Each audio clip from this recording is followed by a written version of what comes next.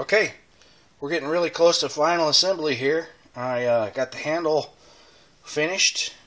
I went ahead and filled some of these bigger structural cracks with wood glue to let them kind of seal up. I don't expect that wood glue to add any real strength to the handle, but I just wanted to seal it, not let any more any type of water damage or anything occur at those cracks. So I put 2 coats of boiled linseed oil on it. Another thing that I did was I put a really nice chamfer on the on that lanyard hole.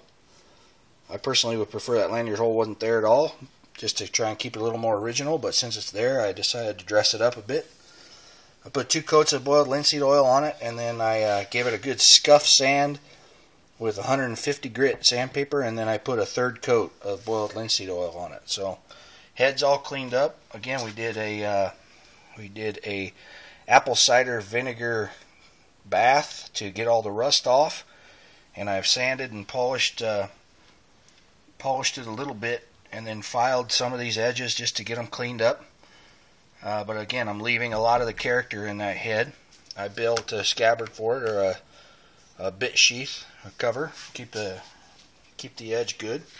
This wedge that I'm using, I don't know what type of wood it is, but the company that makes these wedges, they use a wood that is a very open grain. It's kind of lightweight, feels light for its size, and the grain is very porous.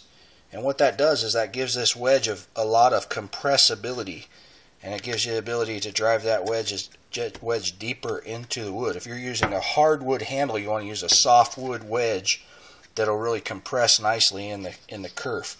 Another thing that I like to do is I like to make sure and get my wedge as deep into the kerf as I can. A lot of people just take whatever wedge they have and drive it as far as they can drive it and call it good. All that does is put lateral pressure the depth of the wedge. So the deeper you get the wedge, the more lateral pressure you have the entire width of the kerf. And so I want to try and get that wedge as deep into the kerf as I can. So I'll probably be thinning it a bit before I even start. So I'll make sure that these coins are not going to touch the edges of the eye. So I don't think they will. I'll measure them, but I'll do the final fitting here of the wedge and everything, and then I'll start final assembly.